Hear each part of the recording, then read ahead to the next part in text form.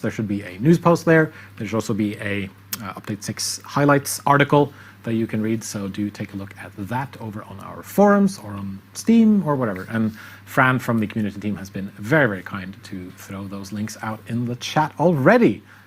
That's great. So let's take a look at some of the new features coming in Free Update 6. And we're actually seeing one of them right now. This is the new... I thought this was a good place to start, and people can see some of the new stuff in the background as well. This is the new cinematic camera mode, which I would just have this as like a screensaver if I could. I mean, my hours in the game would rack up in the thousands at that point, I think, and I wouldn't be able to do anything else on my computer. But the cinematic camera mode is for the new is a new feature in the capture mode. And James, can you share a little bit more about what the cinematic camera mode is all about? Sure. Yeah. So the motivation here is just a bit like the guest cam, to give people a new way to experience their parks and appreciate them. At not always the ground level, but just seeing different angles to your parks that you wouldn't always see just in the normal sort of top-down gameplay. So yeah, cinematic camera rotates through interesting views of your park, and that could be guest views that you already have. For example, the view that you see from a hotel or from a monorail, zip line, stuff like that. And then there's a few new ones as well. So we move the camera over paths, for example. It follows over the guest paths to create like really nice flyovers. We have a few dotted up in the sky that are looking down. Obviously, we've got focusing on the individual dinosaurs. And like you said, it's you can just sit it and let it run. And when we're having meetings about this, we quite often we'll just be streaming it, and one person, we're all talking about it in the meeting, but it's just playing in the background, and then all the meetings end up overrunning because we're just standing there and watching it. So. Some people have like a kitten cam or something in the background. The Jurassic World Evolution 2 dev team has Jurassic cam or dinosaur cam, if you will. Yeah, and as you just brought up the settings, there's loads of ways to customize this. So you can pick which scenes you want to view. You can pick if you want to specify flying reptiles or marine reptiles, for example. You can customize it to your heart's content, and all of the customization that goes into capture mode normally is also available. So all the cool billboard, the black bars and the overlays and things like that are all available. So what I can do is I can roll. It was set to custom. I can also set it to all, and then I can turn off. Like, I don't want them to show the park teams because Sandbox mode park, full disclosure, everything is set to be happy all at once at all the time. Yep. So I don't have any park teams running around. So if it were to show a park team viewpoint, they would just sort of be sitting there. But you can turn off and on various viewpoints, and then it will just jump between them. And what I really like is you can also just hit pause on the camera changes. So if you just wanted to be on the monorail, you can do that for a while and see what interesting angles. Or if you have a particular behavior that you want to really see play out, and it will also it'll try and prioritize interesting behaviors. So if there's a hunt happening, for example, then the camera will try to move to that stuff. So it's a nice way to catch some of the really cool behaviors that you might not always see just in normal gameplay. You can see some of the amazing animations that Amy's team has been working on for this fantastic game. And as James also mentioned, you can add in all of the different capture mode features. So you can letterbox it, you can add filters, you can add the different frames, the different stamps. You can do all of that cool stuff. So this is one for all the photographers out there, or people who just want to play around in capture mode and see sort of what you can get, really. Yeah. It's just a nice way to take a look at your park. You get to appreciate all that you've built. Yeah, because personally, whenever I play these games, I'm usually like very far and like away from everything. So it's nice to sort of get a new angle on it all and see. Oh yeah, no, I have this dinosaur here, and now it's interacting with this thing, and now this is happening. And like we saw earlier, where with this specific camera angle, there was always almost an accident with the park tour where they almost bumped into people crossing the road, which I thought was, I hadn't noticed that before, and I probably wouldn't have noticed it if I wasn't in this particular camera mode. And I'm looking forward to seeing. There's a lot of people who put a lot of effort into their parks, Oh, right? yes, and this will be absolutely. a really cool way to show them off. So. Yeah, there's your own trailer. Yeah, exactly. Yeah, for sure. Just use this camera mode and just sort of record clips, and then you can use it for basically whatever you want. Oh, T-Rexes. Yes, it's my little T-Rex kingdom. We might get to show it off a little bit earlier, a little bit later as well. But yeah, that is the cinematic camera mode, which I'm very, very excited for, and it's a really cool little feature that we've added in the new update. So let's see what else I've got on my list here. So one thing the cinematic camera mode will jump into now and again are the zip lines, and as some eagle-eyed viewers may have noticed, last week we are introducing some new zipline variants, because originally we added a Jurassic World variant, and now there are DFW variants and also some Jurassic Park variants. So this is the DFW variant, very in line with what we've done before with the DFW style buildings. And I believe over here we have the Jurassic Park variant as well. And they're going to function pretty much the same as any other zipline. Yeah, they work the same, but it's just a way to put it into the park in a more seamless way, right? And if you're playing on a single era, then you can have a zipline now. Yes, right? absolutely. No matter what era you're in. It was a bit. Like people on previous generation consoles or people who preferred one specific era, one specific style of buildings, they were left without zipline. So we've added in these new ziplines, and I don't know. I like the style of these because the Jurassic Park one is very retro. Yeah. It feels like something that's been in a theme park since the 90s. So I feel like sort of the style of it has been. They nailed the style of it, the art team, while they've been working on Yeah, this. definitely. Just try not to think too hard about why the Department for Fish and Wildlife have a zip line. I mean, sometimes you have to get. I don't know. I'm trying, but Yeah. I mean, firemen have poles, right? that's true. Yes. Maybe you're just in a hurry. Quick! I need to get from here to here. Yeah. Let me go on all these zip lines. Fun comment here from the Park Insider. Picture this: instead of a cozy fireplace on your TV, you can now play cinematic mode in the background while doing chores. Yeah, I do like that. I do really, really like that.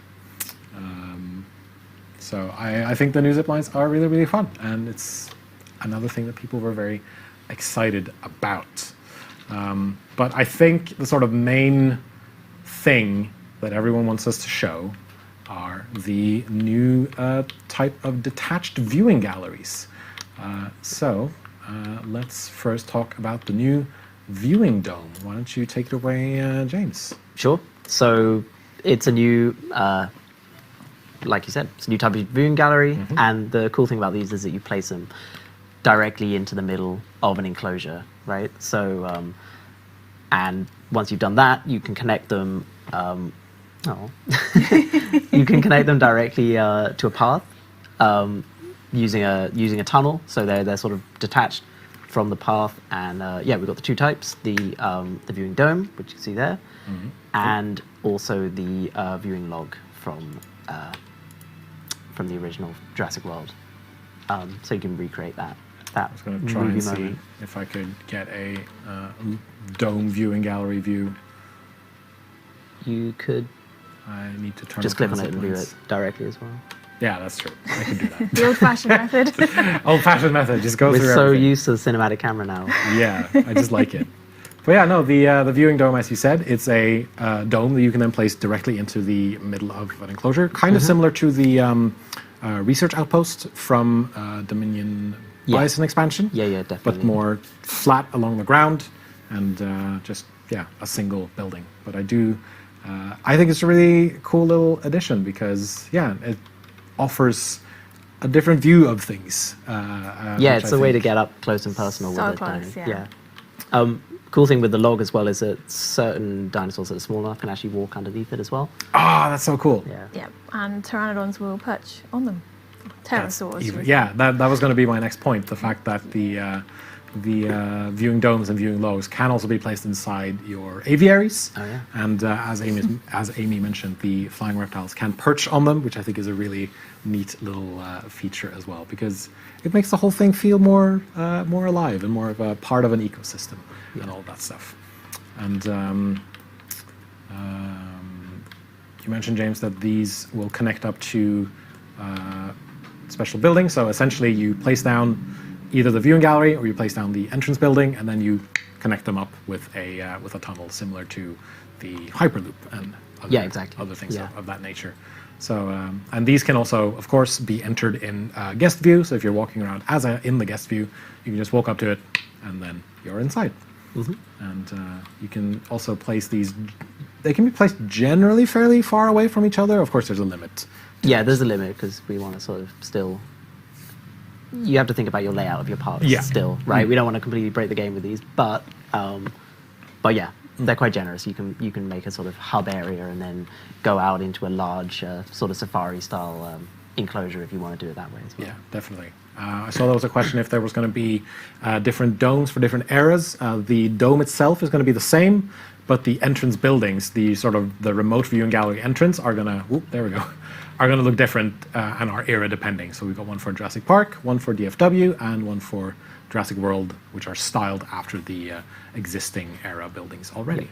And these banners at the front actually change depending on what building you connect them to. Oh, really? Yeah. That's cool. I didn't know that. That is cool.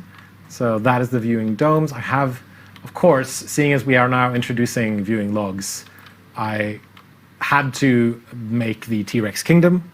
Yeah. And so this is my 3 T-Rex enclosure right here with the log viewing gallery in the center.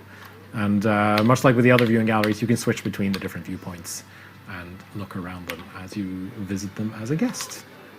And 50 points to whoever recreates the shot with a Ranger flare as well. I'm sure someone's going to do it. Yeah. I'm sure someone's going to do it. I do really like the fact that the smaller dinosaurs can walk underneath it as well. I think that came up on Reddit or in the chat or something, and so people were asking, does this happen? So it's nice of you to bring that up. I think that's really cool. Let's see here. Is there anything I am missing?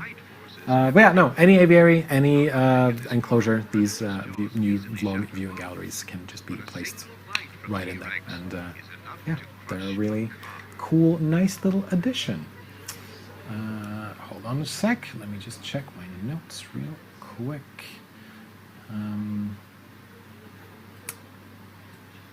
Yes, okay. Oh my god, it's hunting. Oh, it's nice. hunting.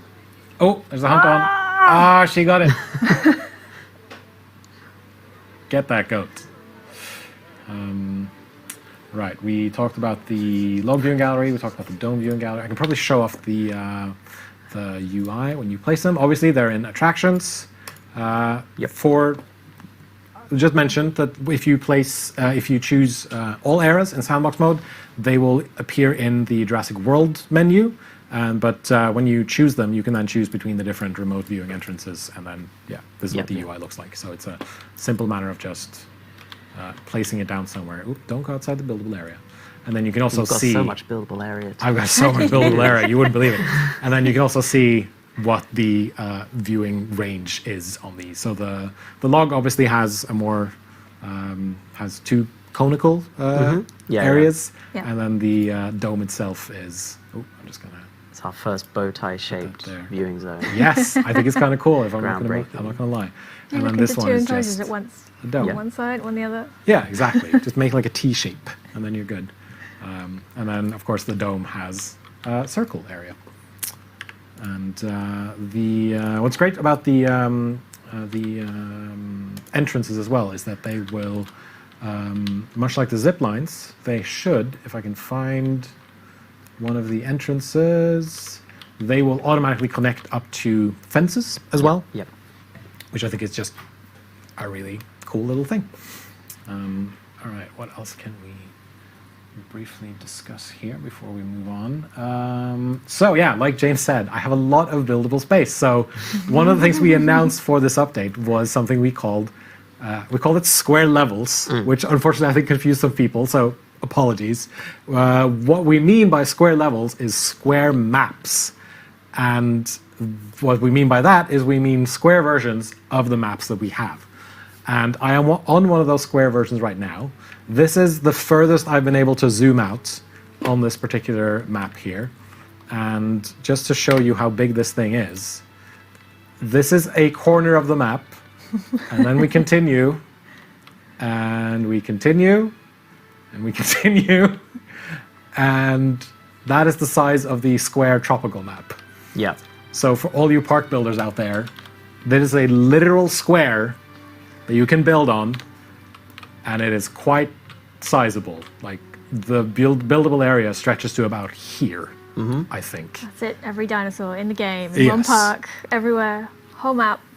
So basically, go wild is what I Yeah. can say to this. And there's one for every biome as well. Yes. So in total, I think there's 9 new square maps. yeah, yeah. There's one for each environment, and then there's one based on San Diego, one of the other America ones, and I think on Malta as well. Yeah, and the Biosyn Valley. Yes, and- Bison yeah. Valley. Yes. And then we've got the